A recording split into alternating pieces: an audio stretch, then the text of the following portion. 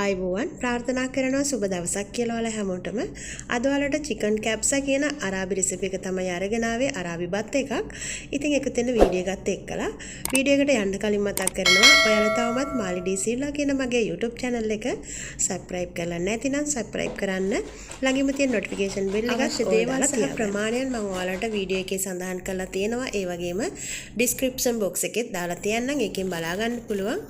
Video का අවසාන වෙන තෙක් රැඳී සිටුවොත් ඔයාලට තනියම මේ අරාබි බත් එක හදා ගන්න හැටි හොඳින් ඉගෙන ගන්න පුළුවන්. ඉතින් විශේෂයෙන් අරාබි රෙසිපි ඉගෙන ගන්න අපේ විශේෂ පිට රටවලට අරාබි රටවලට අලුතෙන් එන ගෘහ සේවිකාව මගේ සොයරියන් වෙනුවෙන්ම තමයි මේ වීඩියෝ එක මම ඉදිරිපත් කරන්නේ. ඒ වගේම මගේ ලංකාවේ ඉන්න අයටත් පුළුවන් මේ අරාබි බත් එක රස බලන්න විශේෂ දවසකට හදාගන්න. ඉතින් ඔයාලා මෙන්න මේ අවශ්‍ය දේවල් ටික ලෑස්ති කරලා තියාගන්න. ඒ ප්‍රමාණයන් සමගින් අපි දැන් පටන් ගමු. ඉස්සෙල්ලාම මෙතනට බටර් මේ සැහැඳි එකමාරක් දෙකක් විතර මේ විදියට රත් කර ගන්නවා. ඉතින් මේ වෙනකොට චිකන් හොඳින් සෝදලා කෑලි කපලා පැත්තකින් තියාගෙන තියෙන්නේ. එක චිකන් එකක් කෑලි 10කට වගේ තමයි කපා ගත්තේ. ඉතින් ඔයාලට පුළුවන් පිරිසිදු කරලා ස්කින් එක අරින්නත් පුළුවන්. එහෙම නැත්නම් චිකන් වල ස්කින් එක තියෙද්දිම උනත් ඔයාලට පුළුවන් මේ විදියට උයා ගන්න. චිකන් කිලෝ එකක් සහ බාස්මති හාල් කිලෝ එකක් තමයි මම අද උයන්නේ. බීලුණු ගෙඩි දෙකක් විතර කපලා පැත්තකින් තියාගෙන දෙන පුංචි කොටු කෑලි වලට. ඉතින් ඒ වගේම ගාගත්තු ඉඟුරු සහ සුදු ලුණු මේ විදිහට එකතු කරගන්නවා මේ සැහැඳි එක බැගින්. ඉතින් මේක ගොඩක් කර වෙන්න අවශ්‍ය නැහැ. ඊට පස්සේ මම මේකට ලුණු එකතු කරගන්නවා. කළු පාට වෙනකම් බදින්න එපා. ටිකක් බැදිලා සුවඳ එනකොට අපිට පුළුවන් මේකට ලුණු එකතු කරලා ඊට පස්සේ අපේ ඉතිරි දේවල් එකතු කරගන්න. ලුණු ටික එකතු කරගන්නවා. ඒක මම මේකට එකතු කරගන්නවා බේ ලීෆ්ස් 3ක්, කුරුඳු පොතු කෑල්ලක්, එනසල් ඇට 5ක්, ගම්මිරිසට 5ක් 6ක් විතරත් ඔයාලට පුළුවන් මේකට එකතු කරගන්න. ඒ වගේම කරාබු නැටි දෙකක් එකතු කරගන්නවා. මේ සඳහා අවශ්‍ය වෙනවා තව කළු පාට දෙහි ගෙඩියක් හෝ දෙකක්. ඉතින් 1 කිලෝ එකකට කළු පාට දෙහි ගෙඩි දෙකක් විතර එකතු කරගන්න පුළුවන්. දෙහි ගෙඩි එකතු කරන වෙලාවට හොඳට සෝදලා සිදුරක් වගේ හදලා ඔයාලට පුළුවන් එකතු කරගන්න. ඉතින් මම කළු දෙහි ගෙඩි ලොකු ගෙඩි එකක්, පුංචි ගෙඩි නම් ඔයාලට පුළුවන් දෙකක් එකතු කරගන්න. බේ ලීව්ස්, කුරුඳු පොතු, එනසල්, කරාබු නැටි මේ විදිහට එකතු කරලා කළු වෙන්න බදින්නේ නැහැ. ඊට පස්සේ අපි සෝදලා පැත්තකින් තියාගත්තු චිකන් කෑලි ටික මේකට එකතු කරගන්නවා. මේ වෙනකොට මම තක්කාලි ගෙඩියක් ගාලා පැත්තකින් තියාගෙන තියෙනවා. ඒ වගේම මේකට අවශ්‍ය වෙනවා 3-5 කුඩු සියල්ලම මේ වෙලාවට එකතු කරගන්නවා. සූදුරු, කොත්තමල්ලි, ගම්මිරිස් කුඩු සහ කහ කුඩු, ලුණු එකතු කරගන්නවා රසය අනුව. ඒ වගේම තක්කාලි පේස්ට් එක අපිට අවශ්‍ය වෙනවා. මේ සැහැඳි 3ක් විතර මෙතෙන්ට එකතු කරගන්නවා. මේ විදිහට එකතු කරගෙන අපි ටිකක් මේක විනාඩි 3-4ක් විතර මේ විදිහට කලවම් කරගන්න ඕනේ අඩු ගින්දරේ. මේ වෙනකොට උණු වතුර ලෑස්ති කරලා තියාගෙන තියෙන්නේ. ඊට පස්සේ මේ චිකන් වැහෙන මට්ටමට එනකම් උණු වතුර එකතු කරගන්නවා. උණු වතුර එකතු කරගෙන මේක වහලා තියාගන්න ඕන කලවම් කරලා අඩු ගින්දරේ විනාඩි 35ක් විතර උයන්න ඕන. එතකොට අපිට ඔයාලට පුළුවන් චිකන් තැඹිලාද කියලා බලපුවාම ඒ වෙලාවට අපිට පුළුවන් චිකන් මේකෙන් අයින් කරගන්න.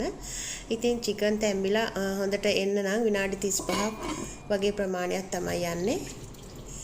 ඒක තැඹෙනකන් මම හාල් ටික සෝදලා පැත්තකින් තියා ගන්නවා. ඉතින් හාල් සෝද ගන්න ඕන ක්‍රමයක් තියෙනවා.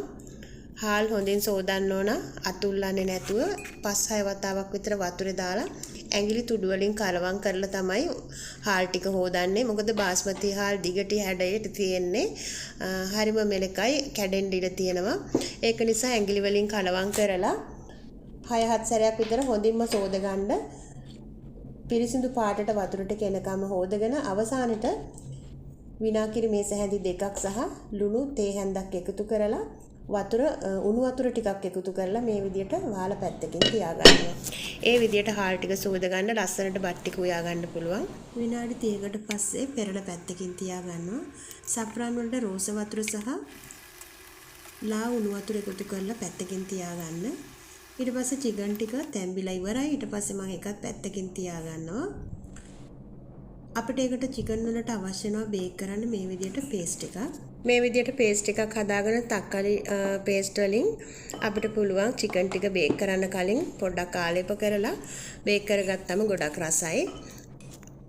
සෆ්රාන් වතුර ඒ වගේම ඔලිව් තෙල් ලුණු එකතු කරලා ඔයාලට කැමති නම් අපි තඹගත්තු චිකන් වල වතුර ටිකකුත් මේකට එකතු කරගන්න පුළුවන්.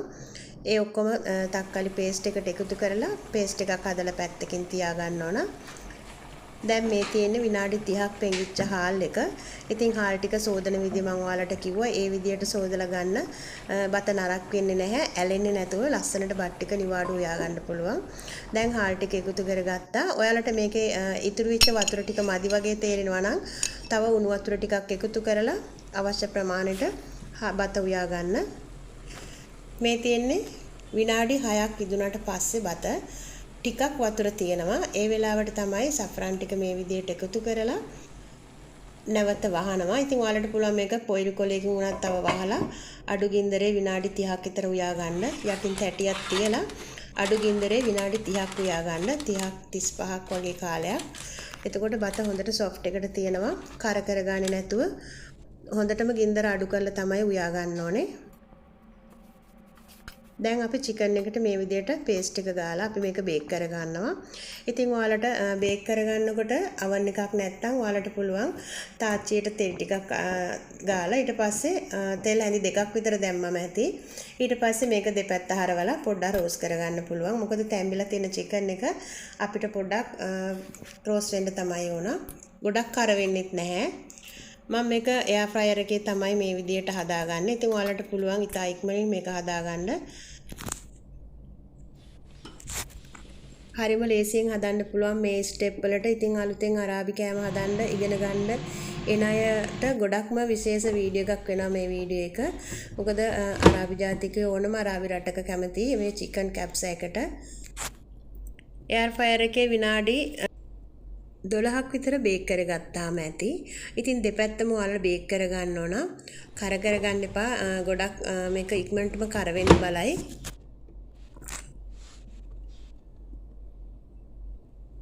මම මේ විදිහට දෙපැත්තම බේක් කරගන්නවා. මේ චිකන් එක බේක් කරන්නේ මම මේකේ කවරයක් තියෙනවා ඒකටම වෙනම ගේන ඒවා. ඉතින් අපි දවසට එක ගාන යූස් කරලා ඒක විතරයි ඊට පස්සේ විසි කරනවා.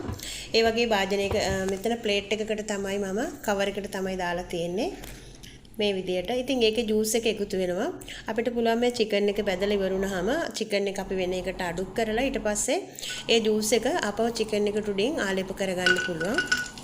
ඊට පස්සේ ඔලිව් තෙල් වලින් මේ විදියට නට්ස් ටිකක් අපිට පුළුවන් එකතු කරගන්න. ඉතින් ඔයාලා කැමති කජු එහෙම නැතිනම් අල්මෝන්ඩ් ඒ වගේ කැමති දෙයක් මෙහෙම බැදලා අරගෙන ගොඩක් බදින්න එපා. ඊට පස්සේ අපිට පුළුවන් එකෙන් බත සරස ගන්න. ඒක අවශ්‍යමත් නැහැ. ඉතින් ගොඩක් රසයි ලස්සනයි ගුණයි ඒ විදිහට නට්ස් වර්ග ටිකක් ෆ්‍රයි කරලා බතට එකතු කරගත්තම මේ තියෙන විනාඩි 35ක් අඩු ගින්දරේ තැම්බිච්ච බත. ඉතින් ගොඩක් ගානට ලස්සනට සුවඳට හැදිලා තියෙනවා. ඊට පස්සේ මම මේ විදිහට තමයි භාජනයකට එකතු කරගන්නේ. ඔන්න ඉතින් හරිම ලේසියෙන් කැප්සා බත් එක හදාගන්න විදිය අරගෙන ආවා. මේ විදිහට තමයි අවසන් කරන්නේ. ඔයාලටත් පුළුවන් මේ විදිහට try කරලා බලන්න. ලංකාවේ ඉන්නයටත් පුළුවන් මේ විදිහට try කරලා රස බලන්න. ඉතින් මම හිතනවා මේ වීඩියෝ එක ඔයාලට ගොඩක් වැදගත් වෙන්න ඇති කියලා. වැදගත් වුණා නම් තවත් කෙනෙකුට බලන්න share කරන්න. හැමදාමත් මගේ වීඩියෝ වලට like කරන, comment කරන, share කරන ආදරණීය ඔයාලට ගොඩක් ස්තුතියි. Don't forget subscribe and like share. Thank you for watching my video. God bless all my friends. See you next video. Bye bye.